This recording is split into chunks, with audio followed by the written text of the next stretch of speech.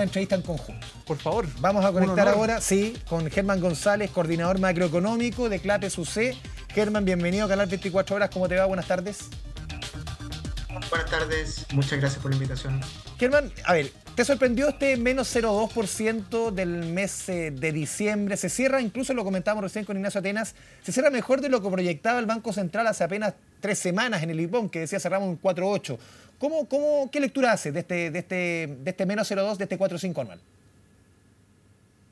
Efectivamente es una sorpresa, tal como ustedes mencionaban, para el propio Banco Central, ¿verdad? Que cuando publica el informe de política monetaria, dice que la inflación va a terminar en 4,8, lo cual era compatible con una inflación levemente positiva para diciembre. Y efectivamente termina el IPC con una variación de menos 0,2. A nosotros nos sorprende a la baja. El mercado, los más optimistas, si es que llamamos optimistas, ¿verdad? Los que estaban esperando menos inflación, tenían un menos 0,1, pero la visión de consenso era cero. Lo que sí creo que es importante es que de todas maneras se esperaba una baja inflación para el último mes del año, en esos órdenes de magnitud, no la caída. Aunque hay factores estacionales, normalmente relacionados con precios de alimentos, que hacen que el IPC de diciembre sea relativamente bajo. El año pasado tuvimos un menos 0,5 en diciembre. Y por lo tanto es una sorpresa, ¿verdad? Pero en un contexto en que se esperaba un IPC relativamente bajo para este último mes del año. Y ahí, Germán, consultarte con respecto a los alimentos, porque fue el dolor de cabeza por harto tiempo en este proceso inflacionario. Y, por ejemplo, ya proyectaban que la canasta básica de alimentos iba a tener una caída en torno a un 2% durante el mes de diciembre, que iba a cerrar en algo así como un 0,1% el 2024. ¿Ya tenemos que dejar de preocuparnos tanto de los alimentos y quizás las energías o el dólar, que son ahora una preocupación?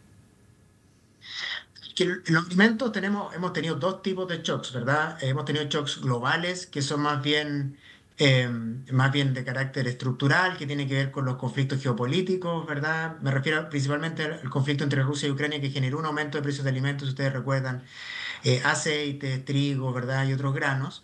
Es un tipo de shock con algo más de persistencia, y otro tipo de shock que hemos tenido han sido como consecuencia de las lluvias inusuales, ¿verdad? Que han afectado la producción de algunos alimentos internamente. Y precisamente uno de los productos que más subió en algún momento es el que hoy día más baja, que es el precio de las papas. Y yo creo que ahí el mensaje es más bien a leer adecuadamente ese tipo de shocks, que no son necesariamente fenómenos inflacionarios persistentes, sino que son más bien consecuencias de shocks climáticos que se revierten, y por lo tanto hay que leer con cautela cada vez que hay alzas de precio en precios de hortalizas, porque hay una lluvia, ¿cierto?, más abundante que en un año normal, porque estos precios tienden a revertirse, y parte de esa reversión es la que estamos viendo hoy día a finales del año 2024, ¿verdad? Y eso está permitiendo que la inflación, que si bien termina el año en 4,5%, si uno saca el efecto del aumento de las tarifas eléctricas, es una inflación de 3,6. Claro. El impacto es casi un punto porcentual, pero un 3,6 ya se asemeja un poco más a la meta del Banco Central. Ahora, si quieren hablamos de lo que viene en el año, que Eso te quería preguntar, es Germán. de dulce y de grasa. Sí, Sí. lo que viene en el año, porque uno también te cito nuevamente lo que comentábamos antes, el IPOM. ¿Qué dibujaba el Banco Central para el 2025 en materia inflacionaria? Un primer semestre más cercano al 5%, la presión, como decía Nacho, del dólar, incluso las presiones de salarios. Hoy día se reajustó el IPC, el salario mínimo, que llega a 510.500, pero ¿tú mantienes esa proyección que hace, o confirma esa proyección que hacía el Banco Central en su IPOM respecto al primer semestre? Y un segundo elemento, porque muchos sumaban a este elemento inflacionario, a estas presiones, que el Banco Central también la baja de tasa iba a ser mucho más baja, que iba a bajar la velocidad, incluso mantener la tasa en varias instancias. ¿Cómo ves tú todo ese escenario? Ha habido varias noticias en poco tiempo. El Claro. cierre estadístico del IPOM fue el 11 de diciembre y han pasado varias cosas. En primer lugar, después del IPOM y de la reunión de política monetaria fue la reunión de la Fed, ¿cierto? Que vamos a tener que estar este año mirando muy de cerca la Reserva Federal, el Banco Central de Estados Unidos, que solo proyectó 2 recortes de tasas para este año. Están con una preocupación también de mayor persistencia inflacionaria en Estados Unidos. En el caso de Chile hemos tenido una depreciación fuerte del peso, que no estaba contemplada en el IPOM de diciembre, y hemos tenido también esta sorpresa a la baja en inflación que conocimos hoy día. Entonces hay un conjunto de variables que están jugando. Ahora, pero lo que no ha cambiado es que los primeros meses de este año 2025 vamos a tener inflación alta. Eso ya está ¿Por qué sabemos esto? Porque sabemos que viene un nuevo reajuste de tarifa eléctrica, porque sabemos que se están reajustando los peajes, que va a venir el reajuste de la educación en base a la inflación anterior. Entonces, todas las expectativas apuntan a que vamos a tener, principalmente como efecto de los reajustes, pero también del alza del tipo de cambio, el petróleo también ha estado subiendo esta última semana, eso nos va a generar una inflación alta en los primeros meses del año y por lo tanto, efectivamente sigue siendo válida esta visión de cautela en materia de recortes de la tasa de política monetaria. Es decir, las tasas van a seguir bajando porque estamos con tasas altas todavía en perspectiva histórica, pero tanto la Fed, el Banco Central de Estados Unidos, como el Banco Central de Chile, prefieren no jugársela por un momento exacto para recortar las tasas, sino que más bien ser muy cautos, y creo que ese es el adjetivo, ¿verdad?, que caracteriza mejor el rol de los bancos centrales en este momento, y esperar que efectivamente la evolución de la inflación sea la que se espera, es decir, que la inflación vuelva a la meta de los bancos centrales para seguir bajando las tasas de interés. Así que por el momento cautela en la política monetaria. Y ahí, por ejemplo, Germán, que tiene relación con el precio del dólar, ¿será necesario algún tipo de intervención, por ejemplo, del Banco Central, considerando que se ha mantenido ya varios días por sobre los 1.000 pesos? Y lo otro, se habla mucho de que el 2026 es finalmente el año en donde deberíamos ver esta inflación más cercana a este rango meta, ¿o no? Bueno, sobre lo primero, hemos visto un par de declaraciones del Banco Central en un medio, ¿cierto? También en un seminario que incluso hicimos en CLAPE UC. Yo pienso que no es momento todavía y no es momento principalmente porque la depreciación del peso que estamos viendo tiene mucho que ver con factores globales sobre los cuales el Banco Central Claro.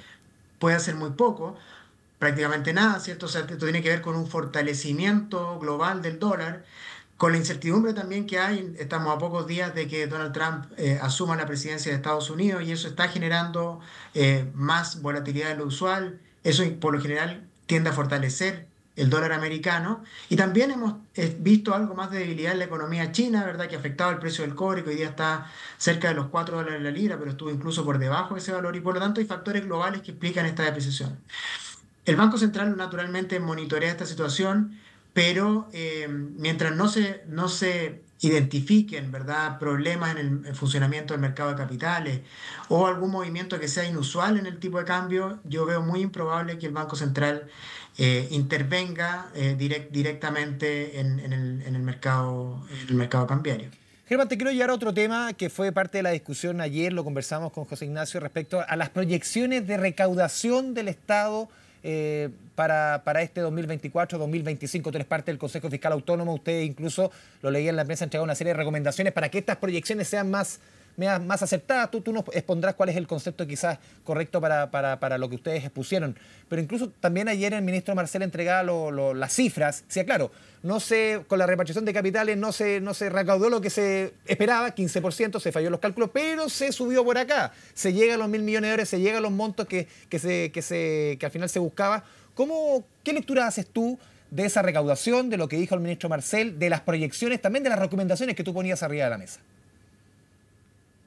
A ver, en primer lugar creo que es importante reconocer la dificultad que existe al momento de proyectar ingresos fiscales, especialmente cuando hay medidas tributarias nuevas que se hacen, ¿verdad?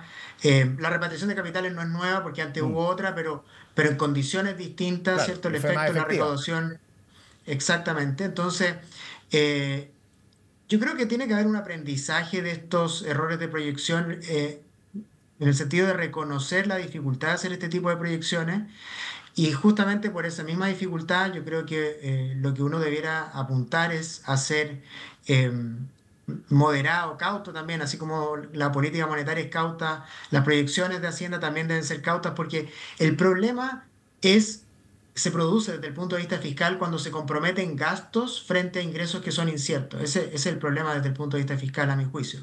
Eh, Cuando los ingresos son inciertos, ¿verdad? Y se comprometen gastos, ¿verdad? Es muy probable los gastos se materializan, luego los ingresos no, y la situación fiscal termina siendo peor de lo previsto. Y por lo tanto, cuando pensamos en el mediano y en el largo plazo, ahí está el proyecto de cumplimiento tributario que apunta a recaudar Claro. 1,5 puntos del PIB en régimen en base a reducción de la evasión. Hay mucha incertidumbre en torno a esas proyecciones y por lo tanto creo que lo importante es ser cautos al momento de comprometer gastos frente a esos ingresos. De cara al cierre del 2024, efectivamente ayer se dieron cuenta de algunas cifras, pero ahí yo creo que lo central es ver cómo va a cerrar el año 2024, porque estas son cifras bastante parciales. El cierre del año fiscal lo vamos a tener a fin de mes, y desde Igual ese punto de vista, va a cuando estar uno más mira, debajo de lo que se esperaba, de lo que se proyectaba, más allá de las cifras de ayer. probablemente porque eh, si tú piensas que el balance fiscal, el déficit fiscal que proyectó el gobierno en el informe de finanzas públicas es un 2% del PIB, eh, pero en los últimos 12 meses, a noviembre, tenemos acumulado un 3,4% del PIB de déficit fiscal. La verdad es que es muy difícil que se cumpla esa proyección. Y por lo tanto, y cuando uno mira la meta de balance estructural, que es cómo se guía la política fiscal en Chile, también es probable que esa meta se incumpla. Incluso las propias Sí. proyecciones del gobierno mostraban esa posibilidad. Y por lo tanto, creo que ese es el momento de tener esa conversación, porque acá lo que guía la Sí. política Germán, fiscal es una regla. Ujú. sí, tenemos que terminar la entrevista porque hay información del momento respecto al tema de Dominga. Muchas gracias por este espacio con Canal Gracias, 24 Germán. Horas. Que esté muy bien. Muy bien, muchas gracias. Chao, un abrazo.